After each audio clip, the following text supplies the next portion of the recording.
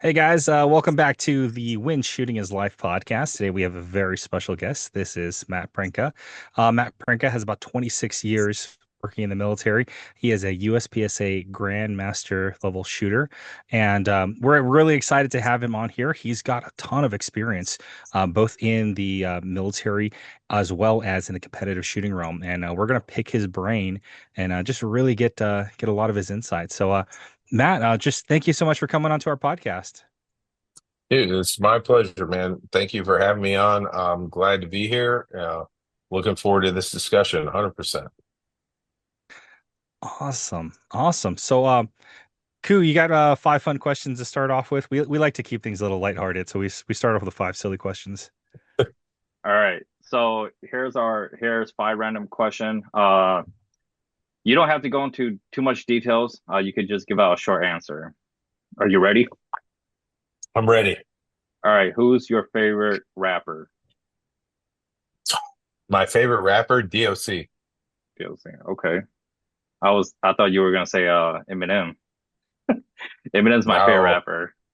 I do like Eminem, but man, I like DOC, old school. All right. So next question is, in your opinion, does the yellow light means for you to speed up or for you to slow down? I think it means both things, right? It depends on where you're at, who's around, right? Sometimes you're gonna break the rules, and other times you're gonna follow the rules. All right. Next one. Would you invite Kim Jong-un inside your house for dinner? Probably not. Next one. Did the aliens build the pyramids? 100% they did. I agree, man. I agree. Why do you think so though? I'm curious. Dude, I think, based off my own limited information about internet sleuthing and researching that, like how they're lined up, the alignment, the way they're constructed, and all of those things always kind of like lends itself to where like it's a little bit supernatural in terms of its origin. And also I think it's kind of short-sighted to think like we're the only ones here. I don't know. Maybe part of it makes me feel comfortable. Hey, I hope some aliens came down and built these things or what, and they do something. Maybe it's more than what we look at it, but I think there's more to it than what meets the eye. I definitely agree. All right, last one. Would you rather be a red coat playing the drum or a kamikaze pilot? Damn, that's a uh I I told you think they're a random. I think a red coat playing the drum for sake of a fighting chance.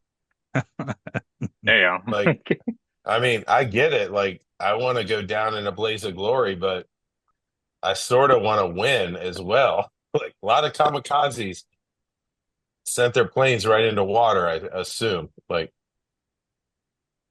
so that's a hard question, but I'll Yeah. take red coat. Red coat playing the drum. All right. All right. That's it for the five random question. Those are horrible random questions. I thought we were talking about shooting, talking about We pyramids and everything else. uh we like to start it lighthearted because once we get to the Uh, shooting, we go into the shooting. I like that, man. But you now you just create like I've got like some serious Google stuff I'm gonna fall asleep to tonight. Like where I gotta Google this and like, oh, hey, pyramids by aliens? Like Koo doesn't tell me the question, so he catches me off guard with those too. that's that's good, man. That's good. That's a creative brain. I like it. Let's go ahead and let's get started with our regular questions. And I guess one of the first things that we definitely want to talk to you about is, you have a lot of experience working both in the military and you train law enforcement, a lot of agencies nowadays, but you also have that background being that Grandmaster USPSA shooter. So, what would you say to people who say that competitive shooting is unrealistic since that's it's strict in its rules and you're only shooting at cardboard?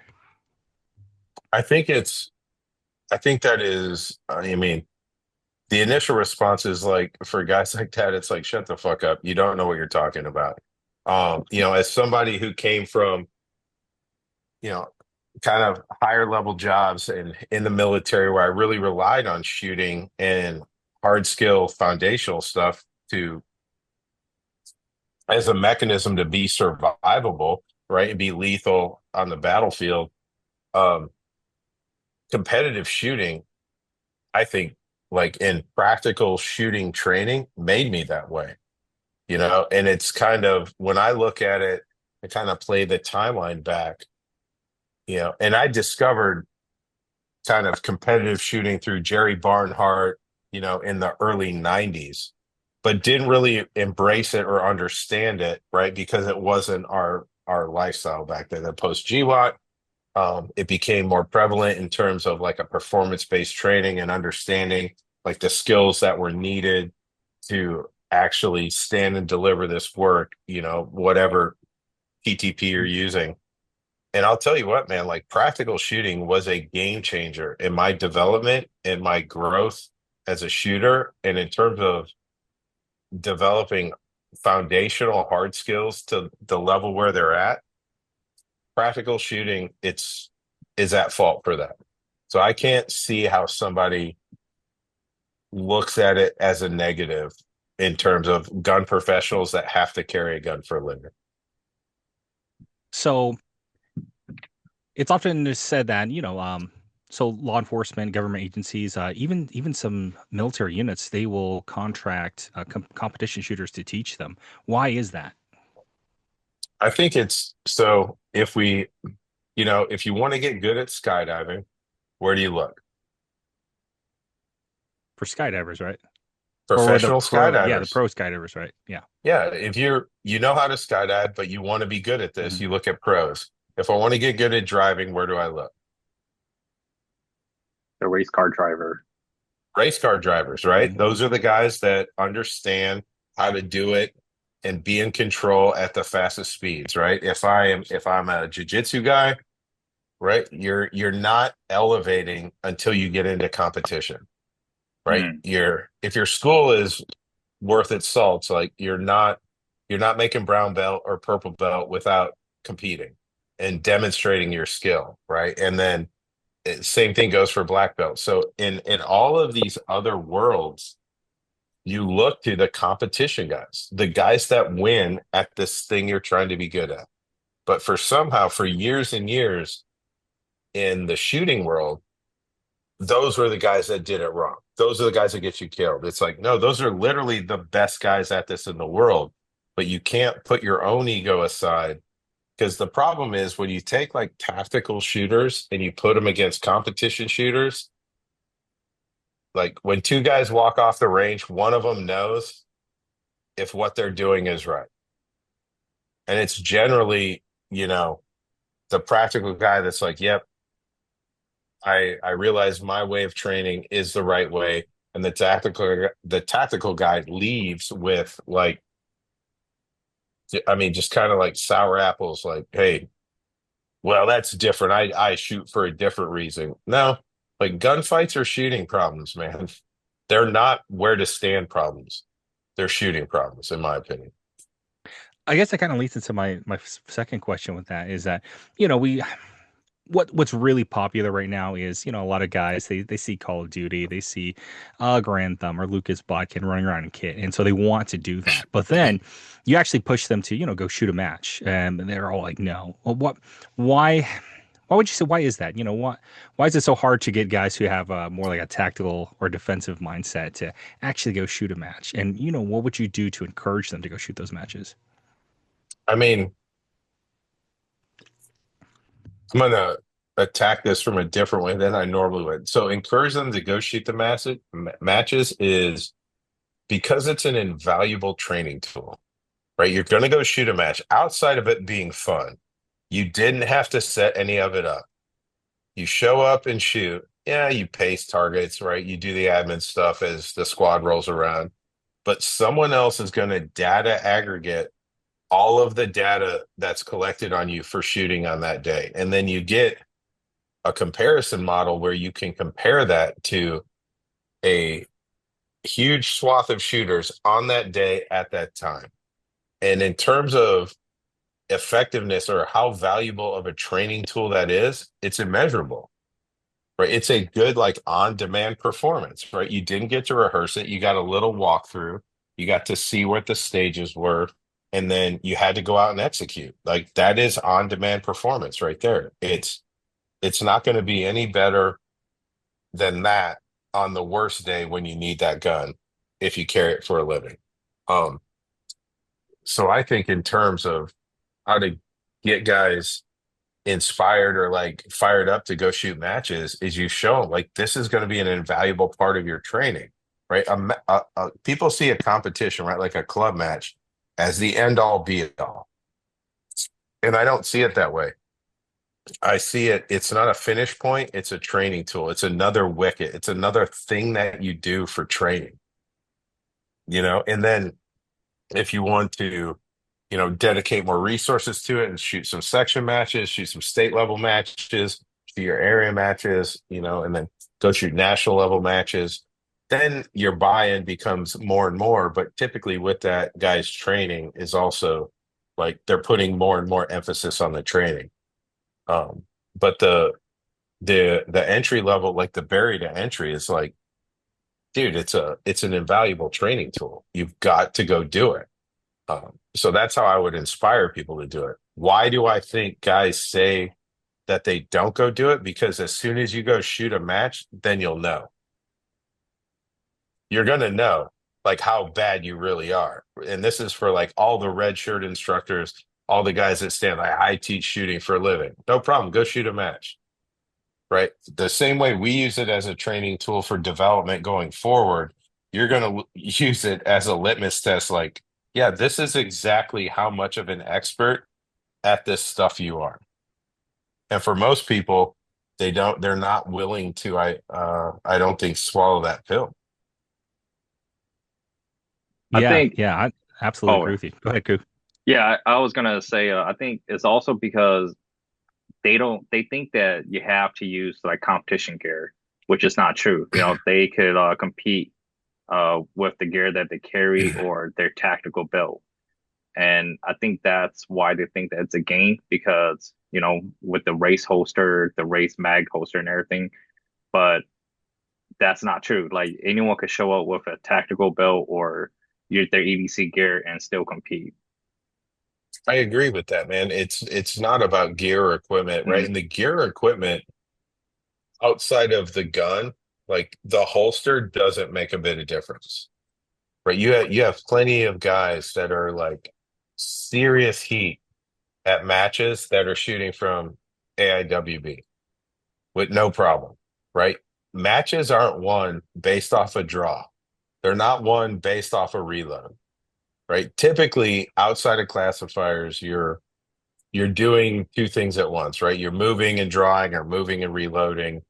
You just have to have a consistent load. It's not about the stand and shoot thing. But if you're actually training correctly, I mean, you look at some guys, like Donovan Moore just made GM with shooting from solely appendix. Like he's not hurting for stand and shoot reload times, but he's also training. He's also putting a lot of effort into it, right? His draw time is not going to be any slower than the top guys from his holster. He's doing more things, but he's putting forth the effort to train in it. And I think like you go back to like the training tool, if you're a serious guy for carrying and you want to carry every day, why would you not compete in your carry gear? Like it to me, it makes sense to do it. Like you're still going to get all the same data aggregation. It's not, I would challenge anyone, go shoot a match from your carry gear and then go shoot it from a quote unquote competition setup and see if there's a big difference. And I don't think for a lot of guys there would be. Absolutely. I absolutely agree with you on that. And a little bit of my background is, I got serious about shooting 2016. So became an NRA instructor and then got into the range master program and then started taking more classes there. And it wasn't until earlier this year that Koo has been really pushing me to do competition. And one of those big things is that, just learning the stage planning of just I was Yep. actually listening to your EvoSec podcast, and you're talking about processing. How you tell somebody that okay, it looks easy, but then you set them on that stage, and then all of a sudden you got to process all these targets and where they're all kind of hiding. Can you talk about that processing element when it comes to both competition and even having to use a gun to defend yourself? Dude, I yes, 100%. And I think we have to initially talk about, right, like everyone is very interested in like processor speed, right? Like how can I develop more processor speed? And the hard answer for it, you can't, right? Like this phone has a certain amount of RAM, right? It's got a chip that functions at a certain level. Can I ever make that chip the next generation? No, Right? Can I ever take a computer that's got 16 gigs of RAM? Can I make it function like it has 32? no, got to rip it out, start from scratch, pretty much.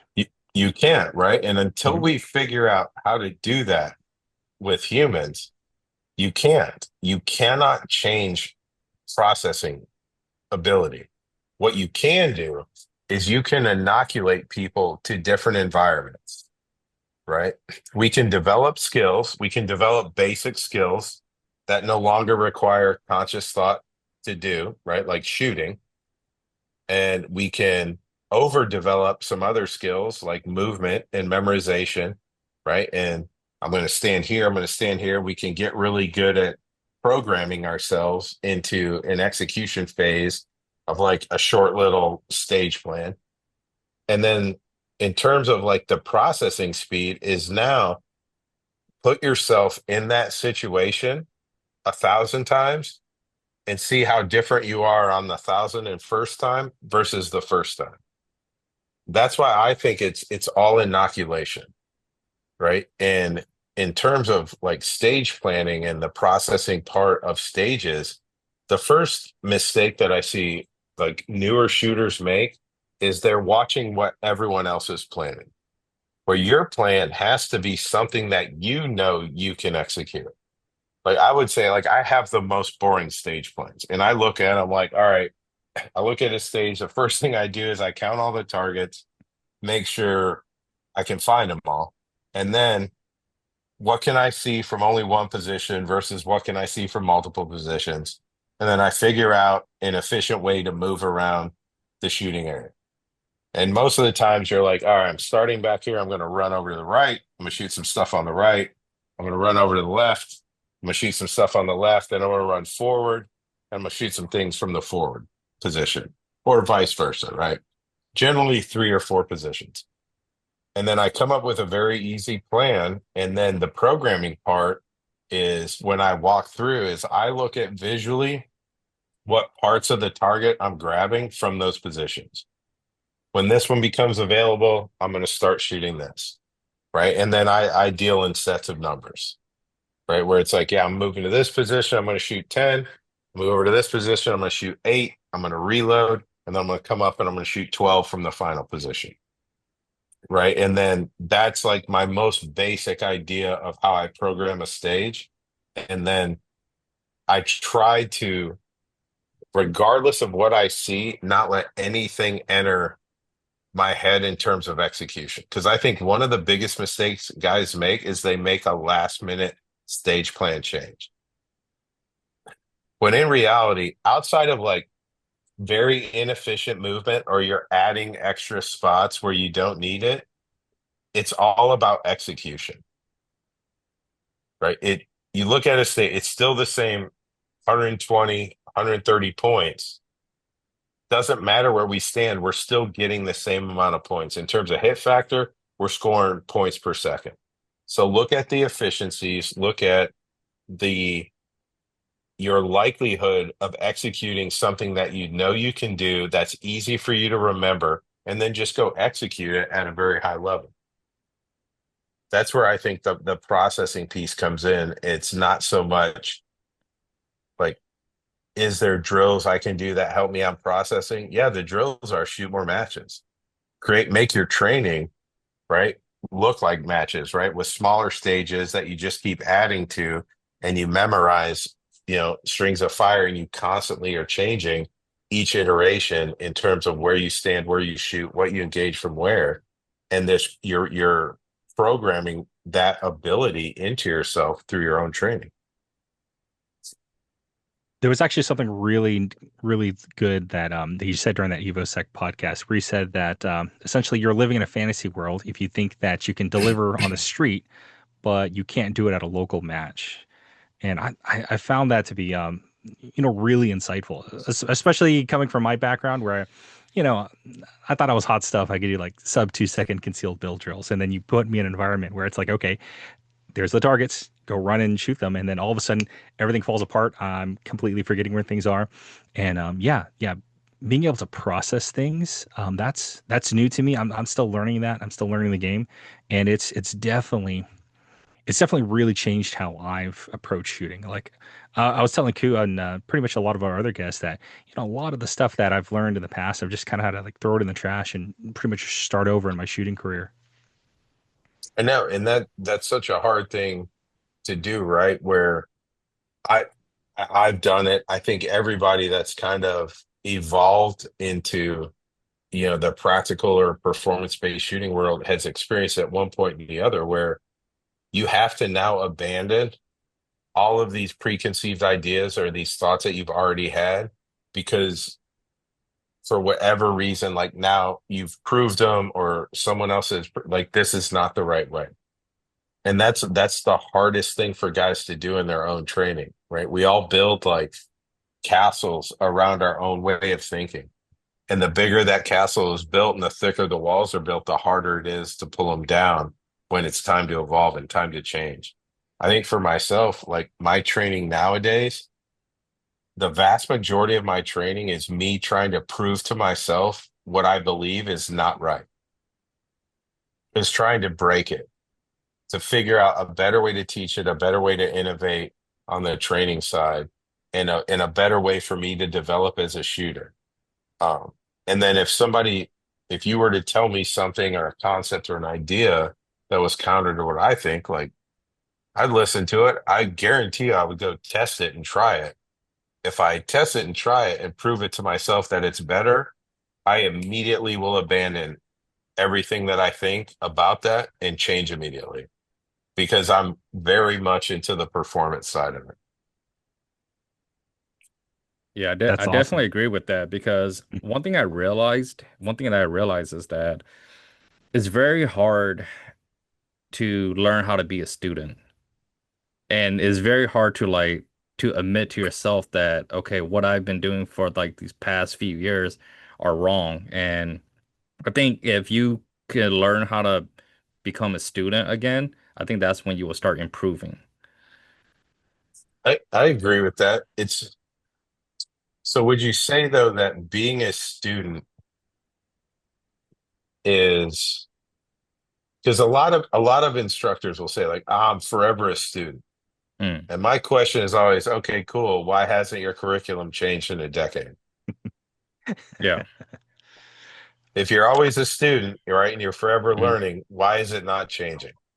Like, um, because I think a lot of people know that is. Let me ask you that: when you were in school, right? Did you ever refer to yourself as a student? If you personally, so for me, if I want to be honest, I was barely in school back then.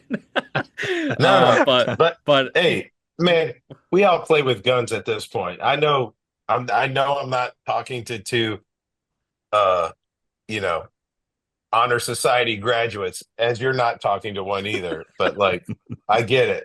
But what I'm saying is like when you're caught up in that, you're not like no one's like, I'm a student at this high school. No, they're like, I go to that school.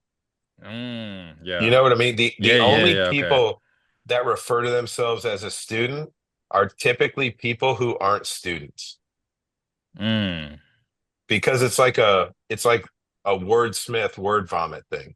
It's lip service, Mhm. right? When people say, "Oh, I'm a student of the game," okay, okay, Hicks and Gracie, are you still a student of jujitsu? I would say no, you're not. You know what I mean? Yeah. So it's very hard when I see people evolving, when I see people changing, and I see people having like open, honest conversations, right? Hard conversations about training. I'm like, yep, those guys are students. Those guys are wanting to figure out the best way and understand that we all have very high opinions. We all have very loud opinions, but we don't have the best way necessarily. We're still all trying to figure it out, right? I don't think anybody has captured like the upper level of what's actually possible for a guy with a gun, right? There's tons of people exploring it. None of them are calling themselves students. They're just all engaged in this active conversation. The people that call themselves students, those are the first ones that shy away from an open, honest discussion. That's just been my experience.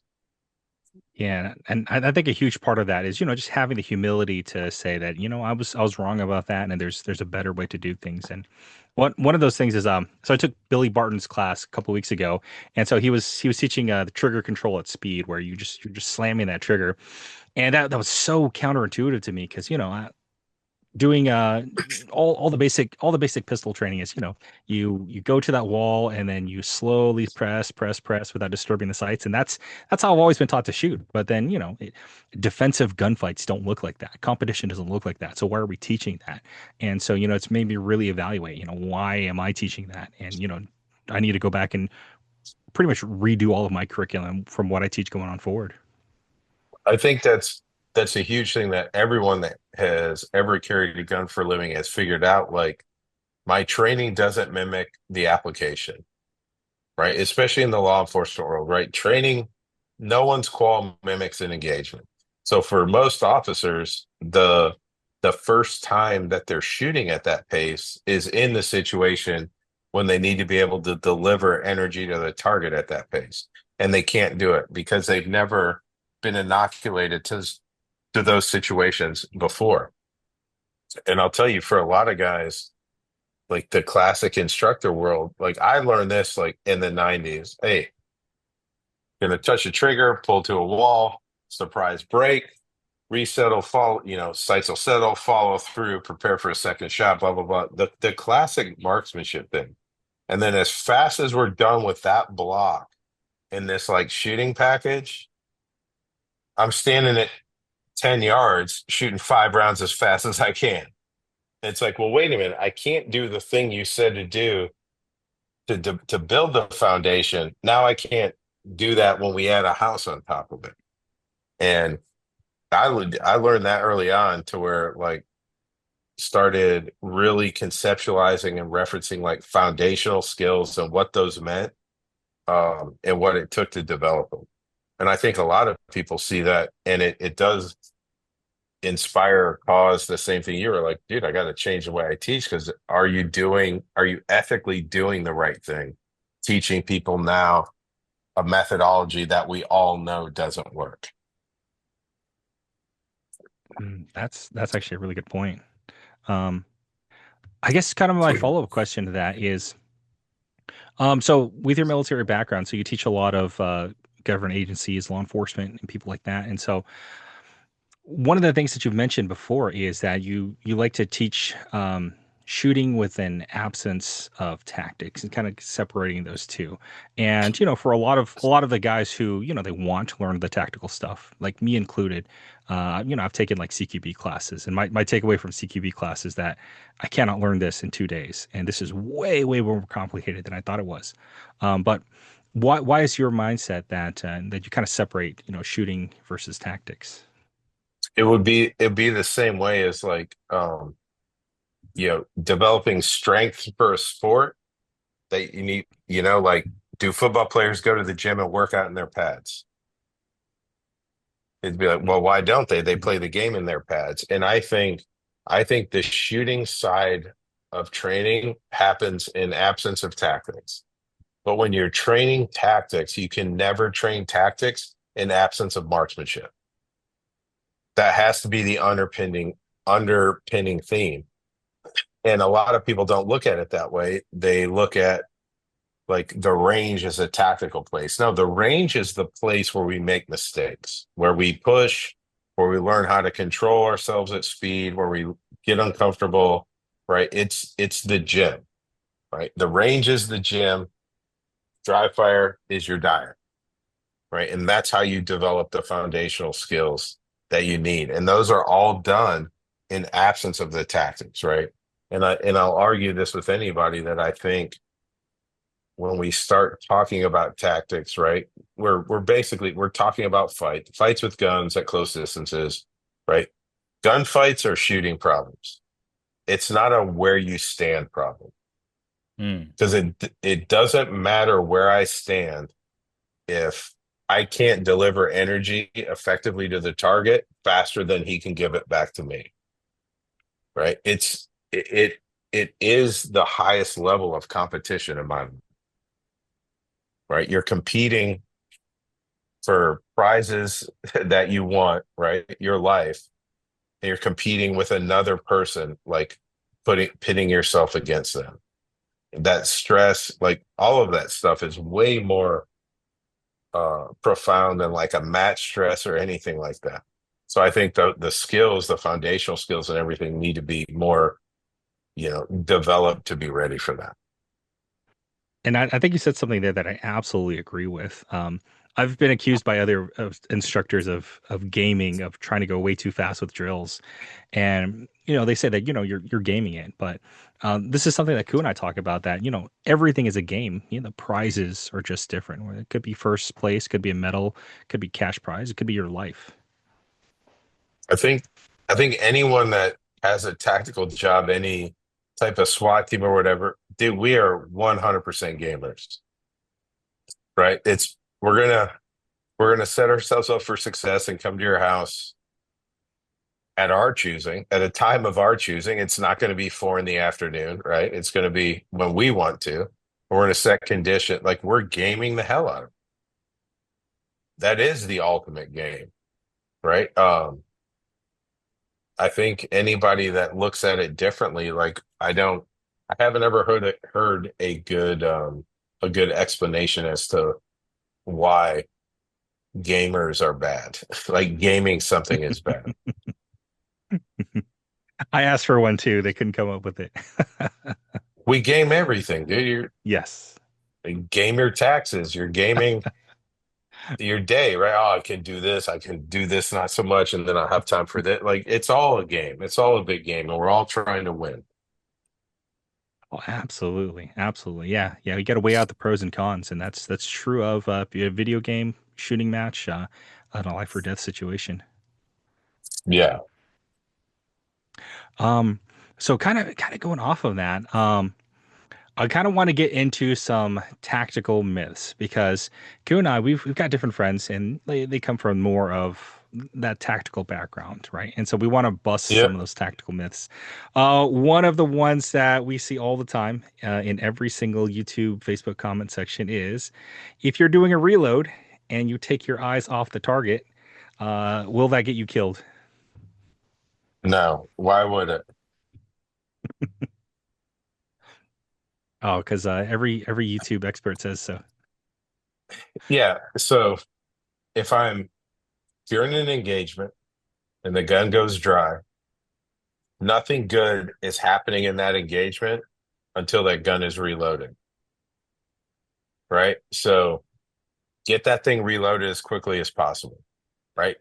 I think you have to look at where you want the magazine to go, right? You disconnect from the target. It's the same way. Would you come up to your door and try to insert the key into your door while still staring through the peephole? Mm. It makes no sense. Look where you Yeah. want it to go and fix it. Next tactical myth: slow is smooth and smooth is fast. Yeah. Slow is also slow. Smooth is also smooth. I don't know. Yeah, I think, this was uh, kind of a cue that was said back in the day where you would try to get guys to not be anxious on the range, try to Mhm. get them to not want to do things that they're not comfortable at doing, right? Yeah, and the whole intent was to slow them down, but it was to slow them down for safety, right? It's just like how the NRA teaches, right? Safety paralyzes shooting, right? It paralyzes law enforcement training. And I get it. We need to have safe ranges, but we don't need to like act like the gun is just going to start randomly targeting and shooting people, when we're training. So the whole slow is smooth, smooth is fast. I think it's an outdated like verbal cue that you would give to people. It's where yeah, slow is still slow. You know, I will take a very very fast delta alpha in an engagement before I'll take a very slow alpha alpha. Nice. Yeah, absolutely agree with that. And generally consensus is if you talk to any of the better instructors out there that is slowness is not the goal. It may be a symptom of, getting more focus, better sight alignment on target. But slowness is not the goal. And I definitely agree with that. No, I think if you look at what is it harder to train someone at, is it going to be accuracy or speed? And I think almost universally people are like, yeah, it's harder to learn how to be fast than it is to learn how to be accurate. So I believe in like reversing that like training paradigm. And you just teach guys how to be fast initially, and then teach them how to control themselves at their max speed. Right. And as they get better and they get more comfortable in terms of time behind the gun and foundational skills, their speed increases. But the concept of like you shoot at max aggression, the work of training is now how to control yourself, like how to control all the things at that max aggression. And then understanding like if my training pace is always 250 miles an hour, when I come back to an incident that only requires 100 miles an hour, I artificially induce control and accountability, and everything back into that situation because I'm so used to being up here that now my application is down here. All right, so Absolutely. quick question for you, Matt. So since Yep. we're talking about being slow and fast, so I show some of two of your QCB video to some of the people I know, and in those videos, you were moving pretty fast, but then their response is you're moving so fast, and that's how you're gonna get killed. How do you respond back to that? Yeah, I'm still sitting here on a podcast. So please again, internet, tell me how I'm going to be killed again. For the last 32 years, tell me how this is going to happen. I'm confused. Um, yeah, I get it. Everybody can have their own opinion. Hey, at the end of the day, every single, room I entered in one of those videos, the dudes were overcome by the events that were unfolding in front of them. Present the unwinnable fight, and that's what guys have to react to is an unwinnable fight. And they generally don't win, right? That only comes through all of the things that, have forever been promoted on the CQB side, which is surprise, speed, and violence of action. Those are the only principles of CQB.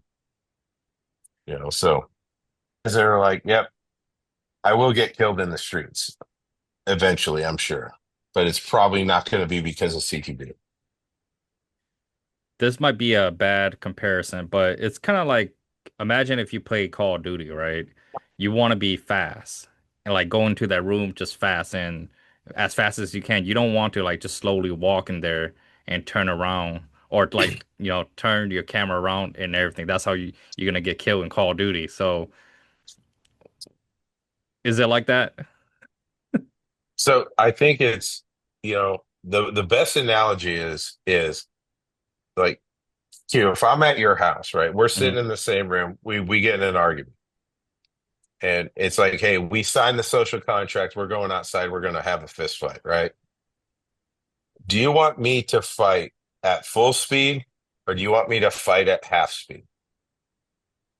I would want you to fight at half speed. Yes. That's what every adversary Yeah. wants, is for you to go slower.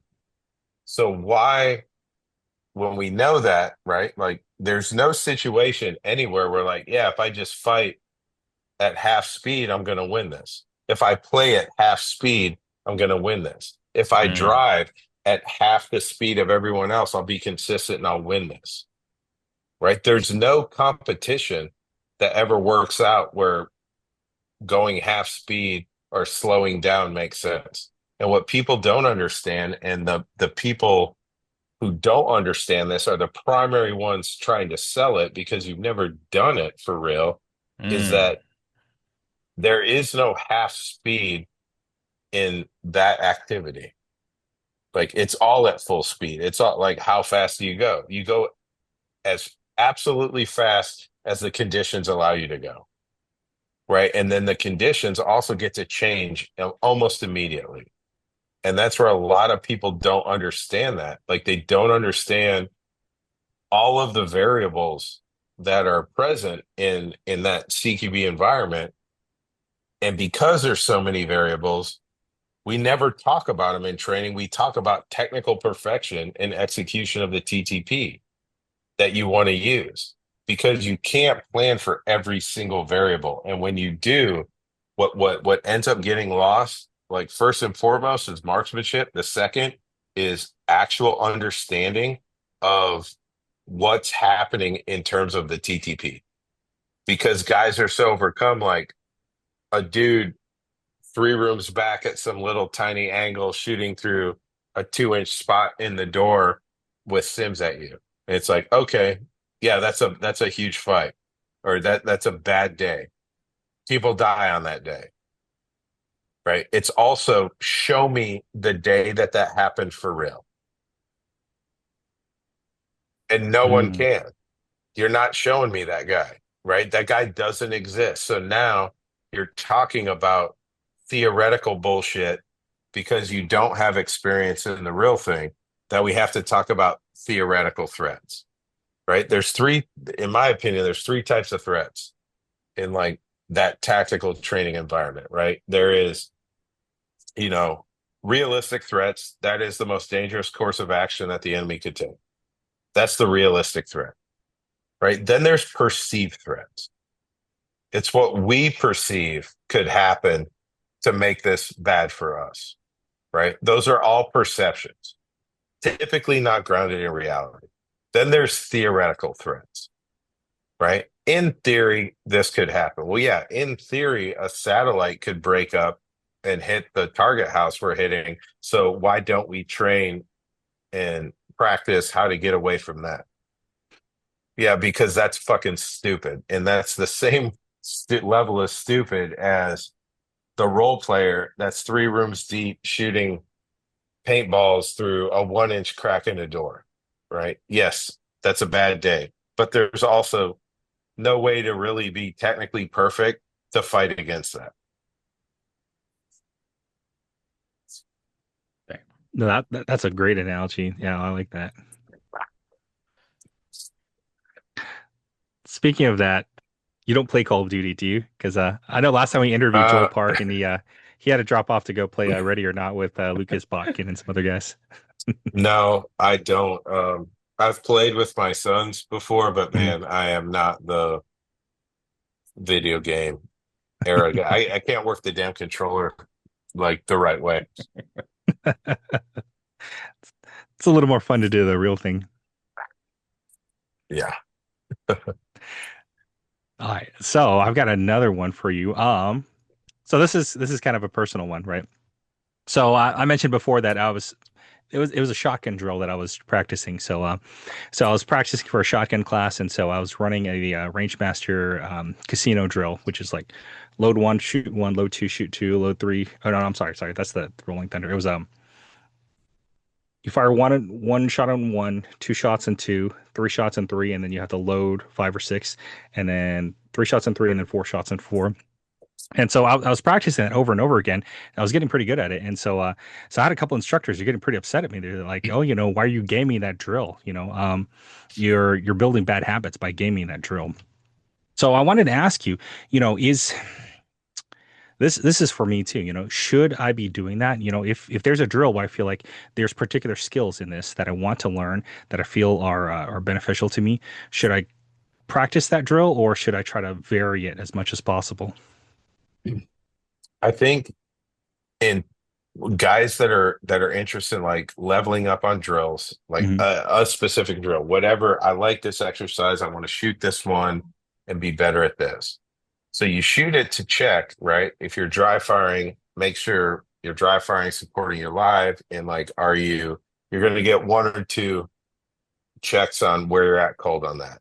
And then when you're going to work on the elements of that drill, I think you do it on different things other than the drill.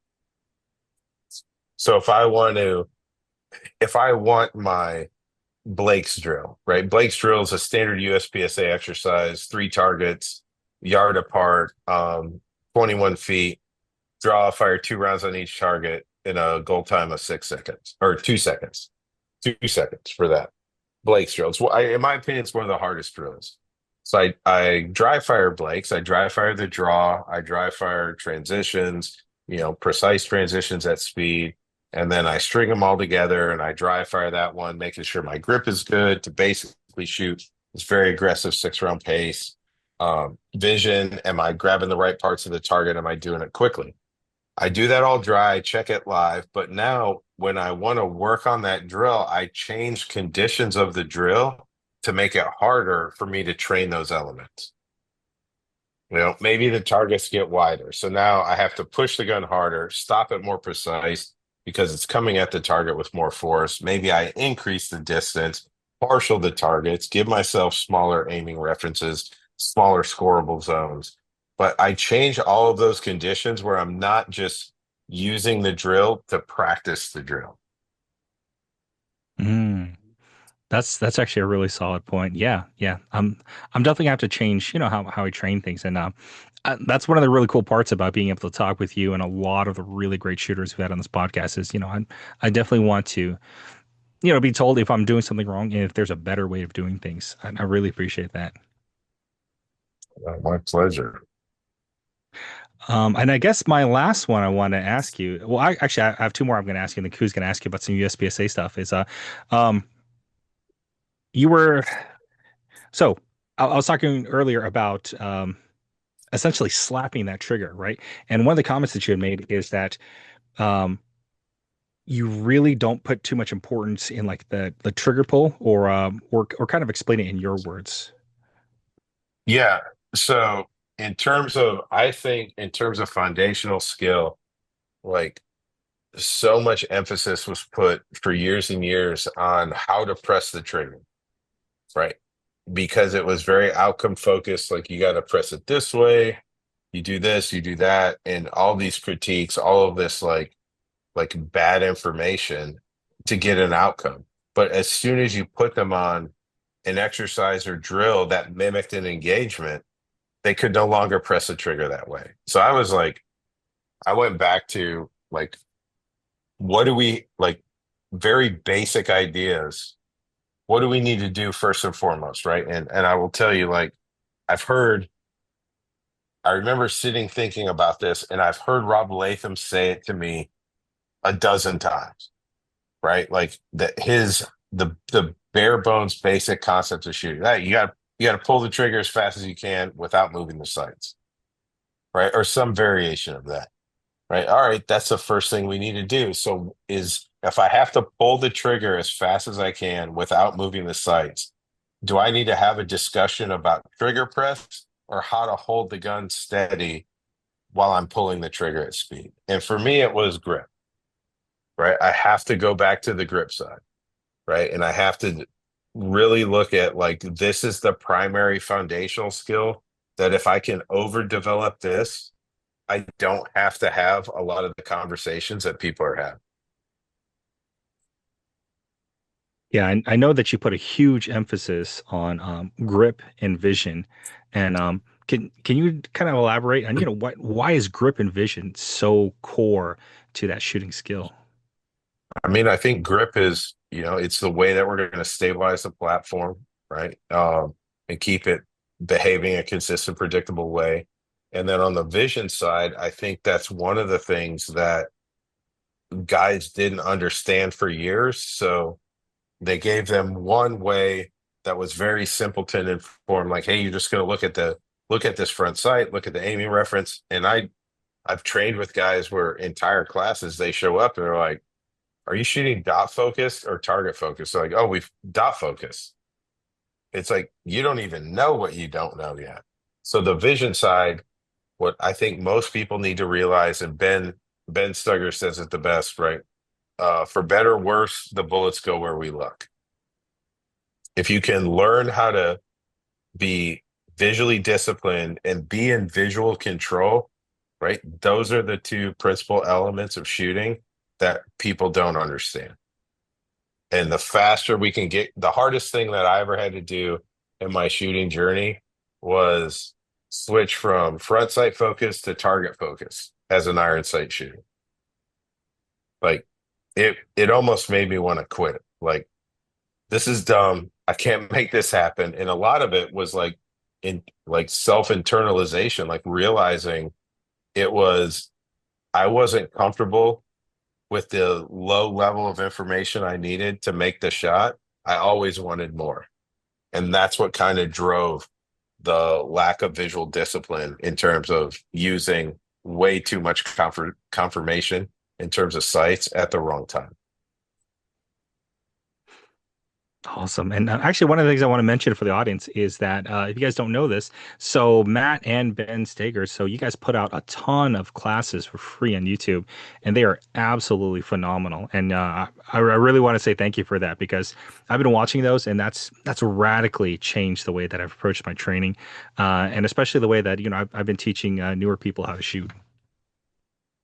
No, hey, I'm glad it works, man. It's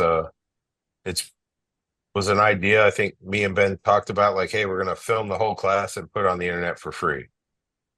And we talked like, you think that's gonna be bad?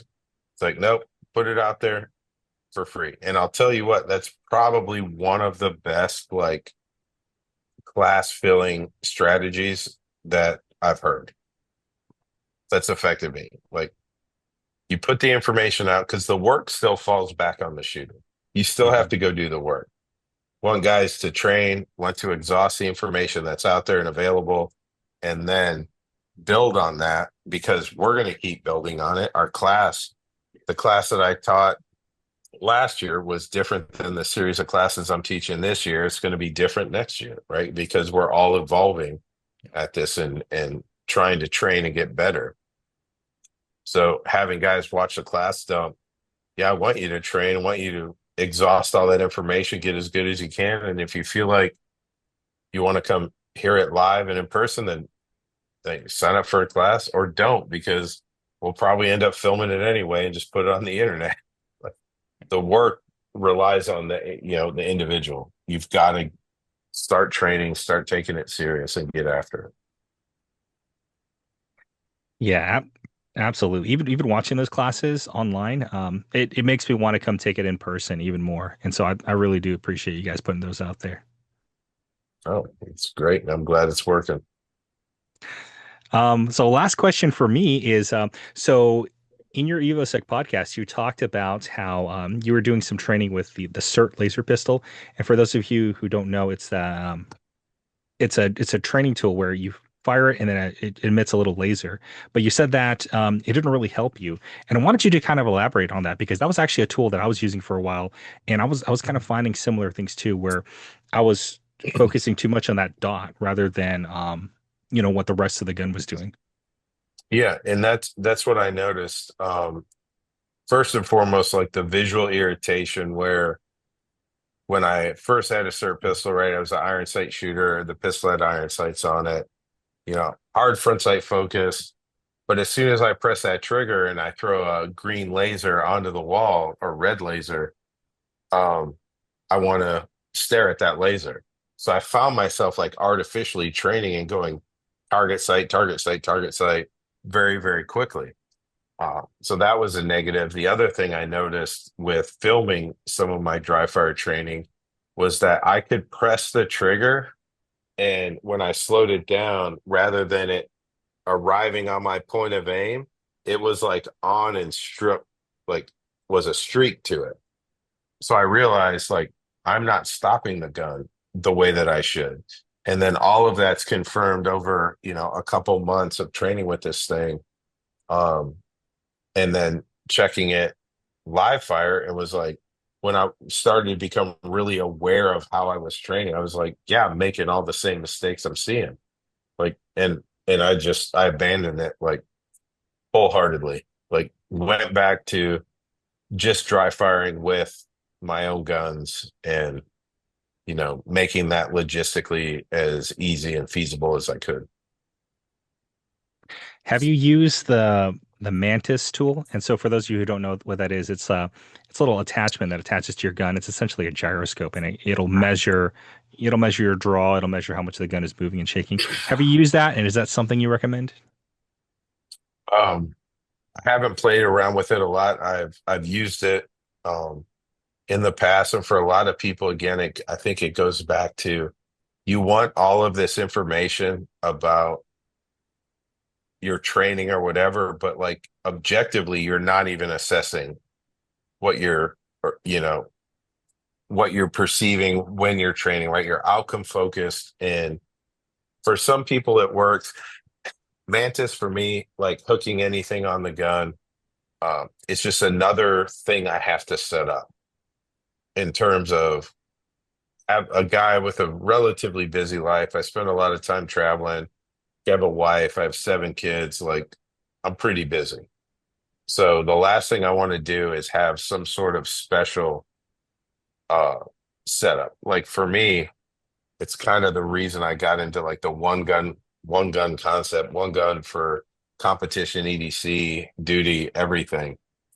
Um, Shooting that Glock 17 to dry fire, I literally unload the gun, leave the magazine, grab my dummy rounds, put it on whatever holster I'm training out of that day, and I'm training within, seconds versus, oh, I've got to get all this stuff out. I got to store it somewhere. Let me set this up, set my pistol up, check it, calibrate it to my phone. Like I'll already be 150 reps deep into something by the time you get all that stuff set up. Nice. You have a surprisingly quiet house for 7 kids. Everyone has been coached, like, which was funny because one of the dogs was whining. I was like texting Luke, and then he's like calling me because he doesn't want to come up here. He's like, "You said don't come up here." So, Well, we really do appreciate your time, and our culture is Hmong culture now. We love big families. We're all about big families.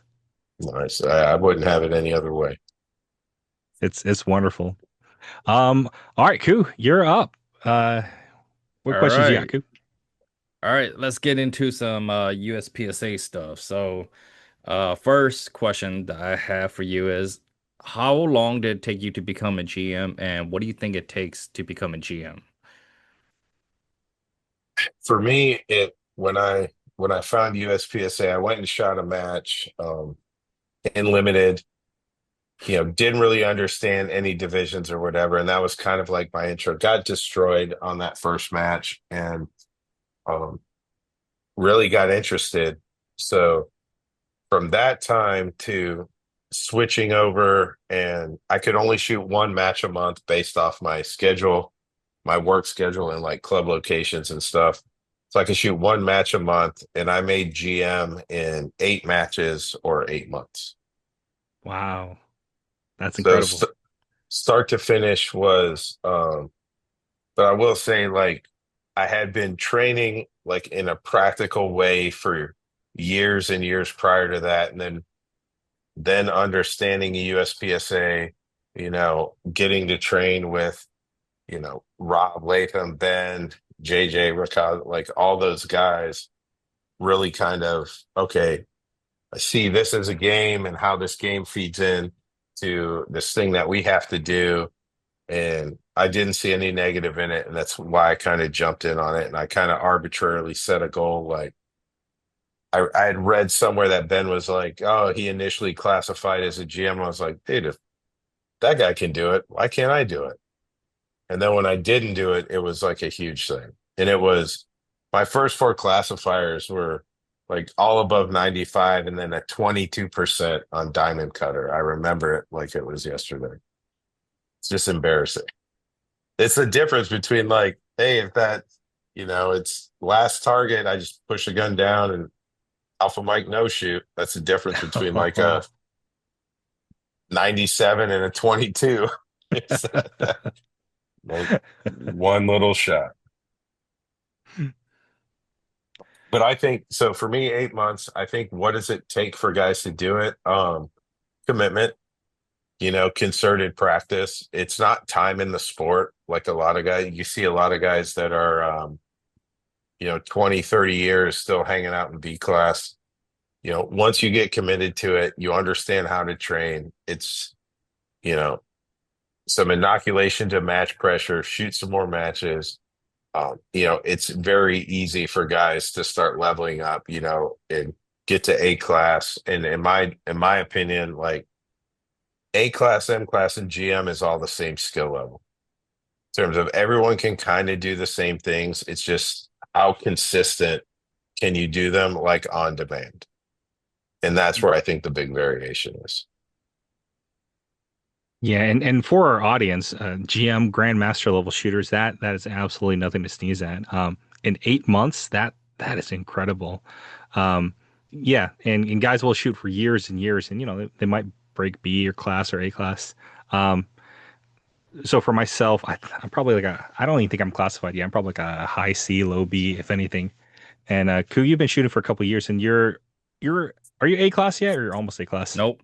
I was almost A class, and then I went to a classifier match, and then I messed up really bad, and then dropped me back to like mid B.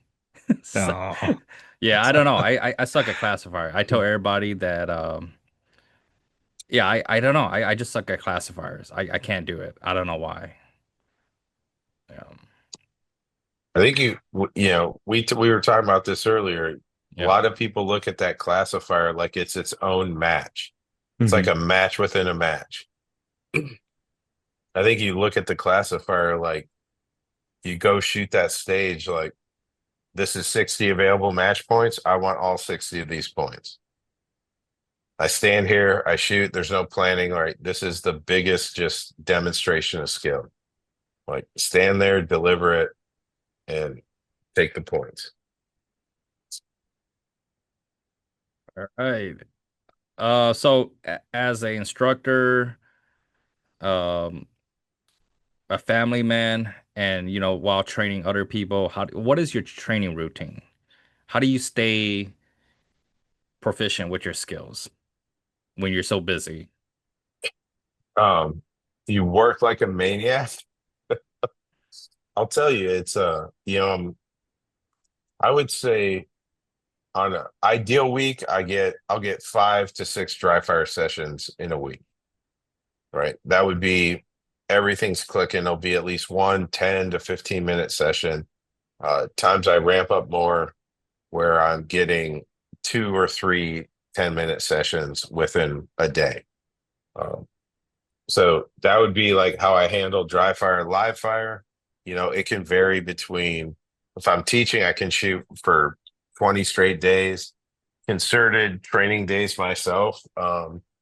When I fit those in the schedule, like, hey, I'm just gonna be 2 days a week, and I'll probably commit, anywhere between 350 to 500 rounds per gun, like per system for that training event. So how do you know that you're training correctly? I mean, part of it is in like you test it, whether it's through competition or application or whatever, even amongst your group of friends. Like if I'm setting goals in terms of my own training, skills and ability or metrics or things that I'm measuring. I'm setting goals and I am routinely achieving those goals and moving past them. Then I kind of evaluate, yeah, I'm training correctly. I'm on the right path. If at any point in my whole shooting journey that I felt like I was stagnant, I looked for something to shock the system to like, hey, get out of this mode. I need to see a different view, right? Which would be the same thing that you would do from a physical training standpoint, right? There's like you overload and, you're doing these massive superset workouts to shock the system to kind of spawn it back into growth. And I would do the same thing in my shooting work. Have you ever shot a PCC before? No, I just recently got my mall upper that I waited for like 8 months for. I have it now. But I haven't even played with the lifters or even shot one round through it. But I'm Okay. looking forward to it. I want Okay. to, my goal is I'm going to get this thing set up this week and, shoot some PCC matches and see what I can do in PCC. And for our audience who doesn't know what that is, so yeah, actually, Kue, you want to explain that? A PCC? PCC Yeah. is just pretty much a rifle that shoots pistol calibers. So the question I was going to ask you was, do you think PCC gives you the same value of training as AR-15? I think it does on the vision and gun handling side. Obviously, you know, recoil mitigation, like connection to the rifle is all assessed a little bit differently between, a PCC shooting 9 mil versus 5.56. It's not that much, but there is a factor for that. But I don't see that, being a big enough difference or negative to where I would discourage guys, especially now with, you know, the mall uppers or all of mean arms type stuff. And I'm by no means a sponsored person or anything like that. But now you can have all of the same form and function in terms of magazines that you do with an AR, right? Same lowers, same everything. So I think it's a huge benefit. Do you think if I want to get better at rifle, do you think it's better if I um do tactical training with a rifle or shoot a USPSA match with a PCC? Ooh, I would say USPSA match with PCC, right? Because now you're actually moving the gun around in confined spaces, right? Understanding without, the layers of, tactical decision making or whatever nonsense is kind of like injected into that training. You're having to basically, from a performance side, look moving in and out of positions, safely maneuvering the rifle and delivering effective hits on the target, right? That's better than any tactical course I've seen. Mm. All right, so I ask almost every instructor this question. Is there a difference between tactical shooting and competition shooting? No, shooting is shooting. All right. We're making the bullets go where we want them to as fast as we can. Shooting is shooting. So do you think competition will make you better at tactics or worse? No, it won't. It won't make you better at tactics, right? Because they're different, right? That's Hmm. like saying is is uh is geometry gonna make you good at art? Mm, You okay. know, maybe, you're better at shapes or whatever, but no, they're different.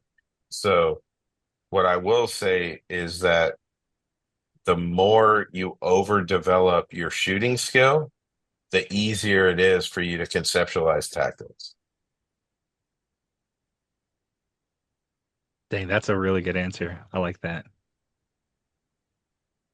I think for most people, they don't understand how much the shooting just needs to run in the background.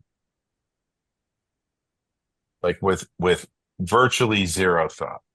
But what you see a lot of in tactics, if you've done that, that type of training is guys are entering rooms or coming into a position and they're thinking about all of these extra things that they have to cycle through in their head. And then now they get the internal and external stress of having to make the shots that they have to make while moving, while thinking about that. And they become task saturated really quickly. So I think for most people, like competition is going to be key in just letting that shooting kind of run in the background. Nice. Well, it's actually really good to hear that from you because Ku and I we've been trying to convince people of that for a while now, and it's nice to get your professional opinion on it. Yeah. People need to wake up. Yeah. Ku, you got any more Well, questions? no, that's all my question. I mean, do you have any more question for Matt?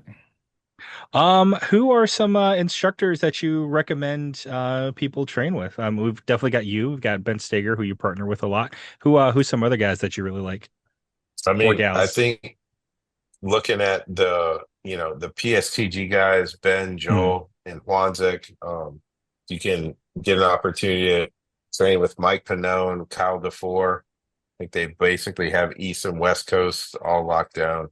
Um, you know, those would be the guys I would give like 100% recommendation to. I think for most, if you're looking out training, right, looking for training, look to the guys that have practical side experience, right? The competition side, like those are the guys that are figuring this stuff out, and I think that's where you're going to get the most bang for your buck in terms of quality training, in my opinion.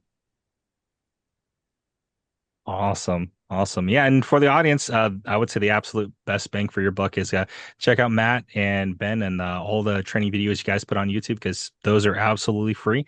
And yeah, if you follow what these guys are teaching, you absolutely will become a better shooter. All right, Ku. Anything else? No, yeah, no more question for me. So, oh, go ahead. Oh, I was just gonna say, so for the viewers, Matt, where can they find you? You can find me at www.extraalpha.com. It's my website. I'm on Instagram only. The company is x-ray.alpha.llc on Instagram.